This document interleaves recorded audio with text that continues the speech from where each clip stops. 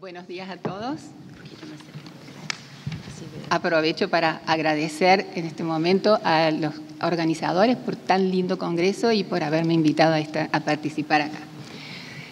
Y ahora tengo que buscar cómo llegar al mouse. Acá. Bueno, esta mesa de diálogo se concentra en aplicaciones de la lingüística sistémica funcional en contextos locales de enseñanza. Mi nombre es Ileana Martínez, trabajo en la Universidad de Río Cuarto y desde hace más o menos 20 años creo que lo que más me ha gustado de lo que he hecho es trabajar con investigadores enseñando la escritura científica en inglés, y eso es lo que más me ha motivado últimamente. Y entonces pensé que podía mostrarles a ustedes cómo utilizo dentro de esos cursos la lingüística sistémica, que domina más o menos el 50 o 70% de lo que hago en los cursos estos. En 2011 me encontré con una editorial en el Applied Linguistics de Swales, en la que él alentaba y sugería que se volviera un poco más a la gramática. Era una editorial, o sea que no trabajaba la gramática, simplemente lo sugería. Y me quedé pensando qué gramática era la que sugería, porque me parece que en la investigación en relación a los géneros y la ciencia prácticamente está agotada la gramática estructural, y pensé que la que sí podía contribuir es la gramática sistémica. Por eso quería mostrarles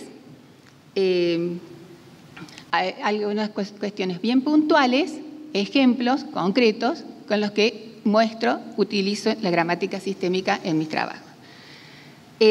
También hay una creencia en nuestros contextos, por eso son contextos locales, de que todo lo impersonal del artículo de investigación está concentrado en la voz pasiva.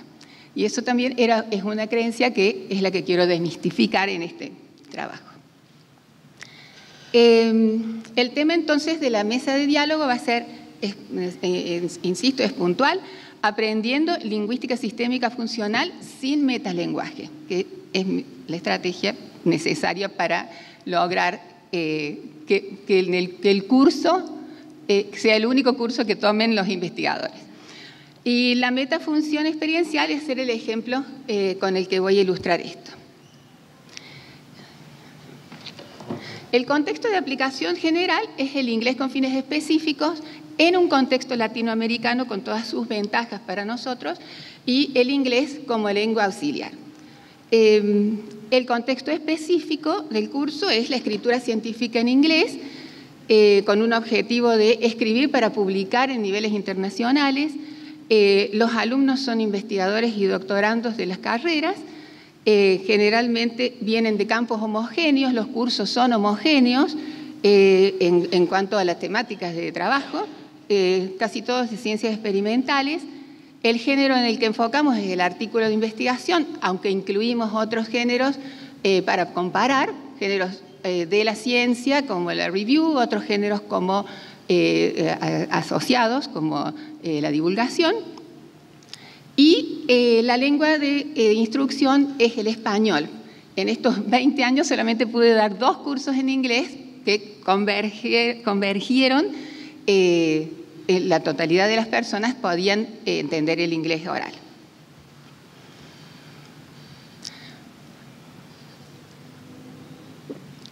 Los contenidos del curso son el contexto sociocultural, del artículo de investigación, los valores de la comunidad científica, el género, la estructura retórica, movimientos y pasos, vocabulario fundado en corpus, y aspectos léxico-gramaticales que vamos a enfocar la función experiencial.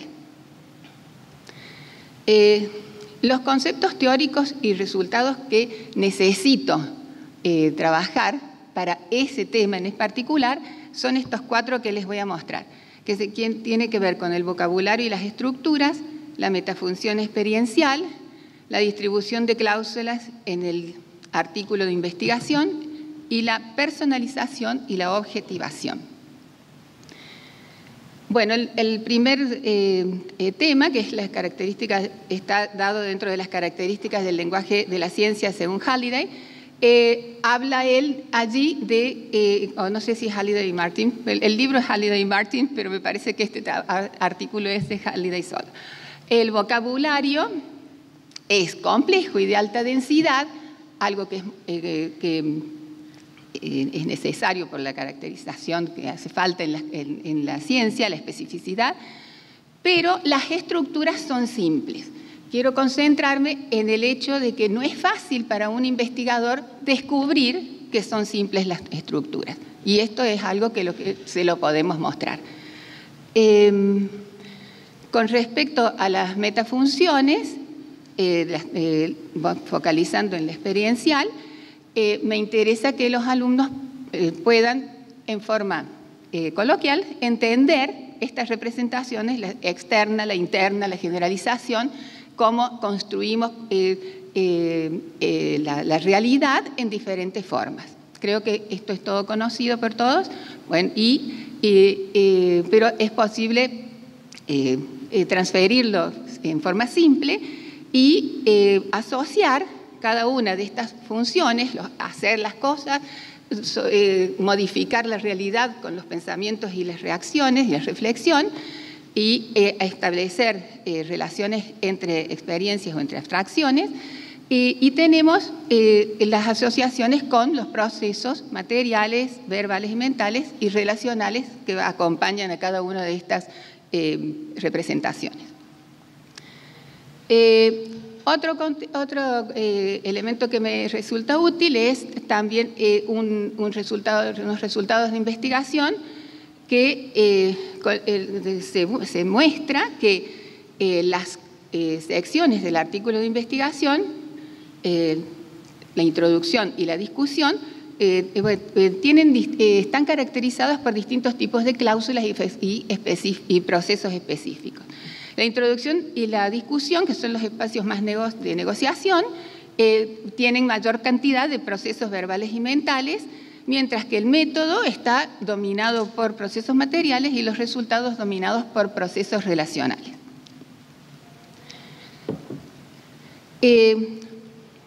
Otro tema es el de la transitividad en el lenguaje científico.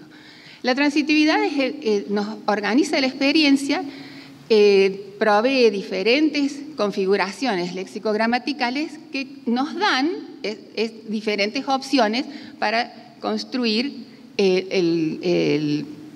los textos. Estas configuraciones van desde la personalización a la objetivación. Y la transitividad nos muestra la tensión que hay entre la personalización, que es la subjetividad en el artículo, versus la impersonalización, que es la objetividad en el artículo. A esto lo vamos a ver en la próxima diapositiva, en una dimensión sintáctico-semántica de congruencia y otra dimensión de pragmática de negociabilidad en una gradiente, o sea, en una gradiente, una Klein, en 2 dimensiones. Estas dimensiones podemos comprobar que lo más congruente es lo más negociable y lo menos congruente o lo más metafórico es lo menos negociable. Entonces, tenemos distintos grados de congruencia o de abstracción en la estructura. Y esos grados son desde el agente, el de más congruencia, digamos, el más negociable, es la estructura que tiene el agente con verbo activo. Después pasamos por las estructuras pasivas que no son tan son bastante negociables porque en la estructura misma queda, aun cuando no esté la gente, queda la posibilidad de preguntar de quién, ¿es? Con quién, o sea, negociar, sigue la posibilidad de negociar. En cambio, ya las construcciones que siguen abajo, no sé si se lee, por eso estoy tratando, ¿se leen? ¿Se logra leer? Bueno, las dos próximas son construcciones ergativas, ya no hay agente, y después tenemos verbos activos con sujetos inanimados, que es una categoría que propone Peter Master, no es de la sistémica, y hacia el final está lo más metafórico e incongruente, que es la nominalización. Allí ya el agente está totalmente desdibujado. Bueno, con todos estos recursos, lo que voy a hacer en este momento es ilustrar. Este es un antiquísimo esquema del artículo de investigación, pero lo que quiero mostrarles es que voy a enfocarme en los materiales y métodos, que es el centro de la acción dentro de la investigación, y los resultados. La introducción y la discusión serían los espacios más negociables, es otra forma de visualizar. Entonces vamos a trabajar materiales y métodos. Antes de llegar a la lexicogramática, en forma previa, hemos dialogado acerca de lo que es cada una de esas dos secciones, lo que es el método, cuáles son sus pasos, cuáles son las secuencias y demás. O sea que ya estamos predispuestos. Pero en general veo que dentro de lo que yo veo sobre géneros, no se llega después a la gramática. Lo que yo quiero hacer es llegar a la gramática, lo que he estado haciendo. Entonces, lo que hago es, después de esto, empezar a trabajar con los verbos. No hablamos de procesos y nada específico, sino veamos los verbos. Y como ya sabemos que podemos hacer tres cosas diferentes, les pido que, pensando en que pueden hacer tres cosas diferentes, relacionar, hablar de las acciones o meta-hablar, digamos, de las demás, de lo que ya se ha dicho,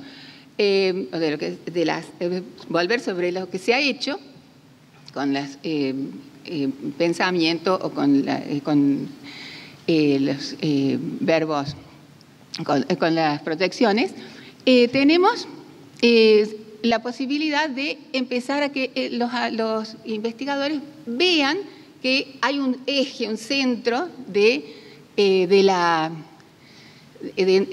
oración, en lo que ven, un centro que es el verbo. Y la pregunta que les hago es que se fijen si pueden identificar a qué se refiere, si los verbos estos expresan acciones o sirven para expresar acciones del investigador. Bueno, por ejemplo, voy a empezar con uno, con select. Bueno, los alumnos los dejo solos y a los 2 minutos me doy cuenta que hay un ruido bárbaro y que no entienden nada. Entonces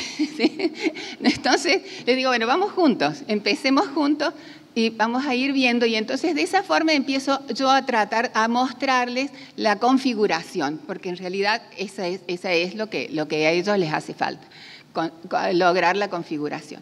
Entonces, tomamos el verbo select, les digo, bueno, puede ser que este verbo sirva para refleje la acción del investigador. Sí, y entonces, ¿cómo lo diríamos? Podemos decir, el investigador seleccionó las muestras, y me dicen que sí, y entonces ahí nos movemos un poquito pero ¿cómo se dice en inglés o cómo lo se va diciendo? Bueno, entonces tenemos en inglés una sola pasiva, así es que es más fácil que ellos visualicen tal cosa, was selected. Y decimos, lo ponemos adentro del investigador, no porque se presupone en este contexto, no hace falta que lo nombren.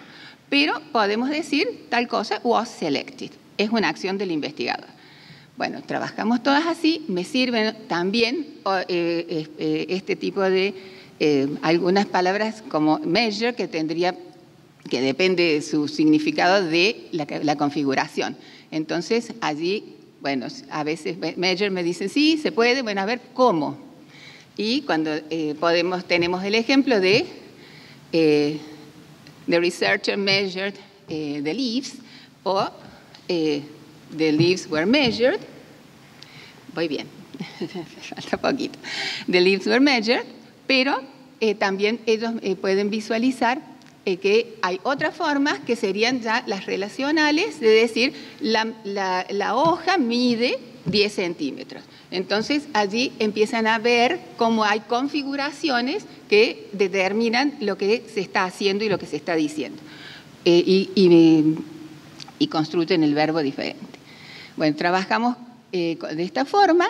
Después que de a poco, con muchos ejercicios, se van incorporando lo material acá, pasamos a oraciones, y en donde ya las oraciones que son oraciones de métodos, muestran esas estructuras ya, estructuras muy simples, que es lo que yo quería que ellos vieran, donde el eje es el objeto de estudio, el proceso y después las condiciones. Y esa es la estructura típica, que lo pueden entender sin necesidad de ningún tipo de metalenguaje. Y se van acostumbrando a este tipo de oraciones para los métodos. Lo mismo hacemos con los resultados. Aquí en los resultados, ¿me cambié? ¿No? No, después de eso pasamos a los textos. Trabajamos con textos auténticos elegidos por ellos, con los temas de ellos, o sea, para que no haya la preocupación, no exista la preocupación del vocabulario, que se sientan cómodos con el vocabulario, y volvemos a ver en los textos estas estructuras y sus configuraciones. Y que se cumple lo que Halliday dijo, de que la mayoría de las oraciones de los artículos de investigación tienen una sola oración. Después pasamos a la sección resultados, trabajamos de la misma forma, y acá podemos empezar a hablar de la abstracción. O sea, habiendo ya pensado en cómo es la acción del investigador que interviene en la realidad haciendo cosas, pasamos después a sus resultados, que es el establecimiento de relaciones de las cosas que ha obtenido, ya sea de relaciones causales o relaciones relacionales directamente. Y después lo mismo, mostramos después, vemos estos en ejercicios de oraciones seleccionadas, que los van... los hacen un poco más fácil para ir visualizando, y después pasamos nuevamente a los textos.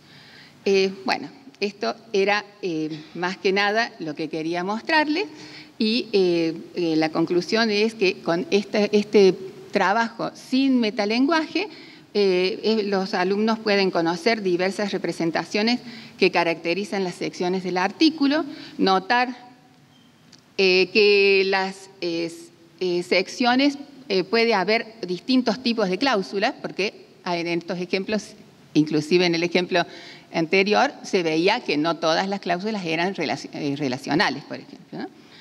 Después tenemos comprender cómo se construyen cláusulas del lenguaje científico con estructuras simples a partir de procesos y participantes, y comprender conceptos semánticos y discursivos sin utilizar metalenguaje. Bueno, eso fue así. Gracias.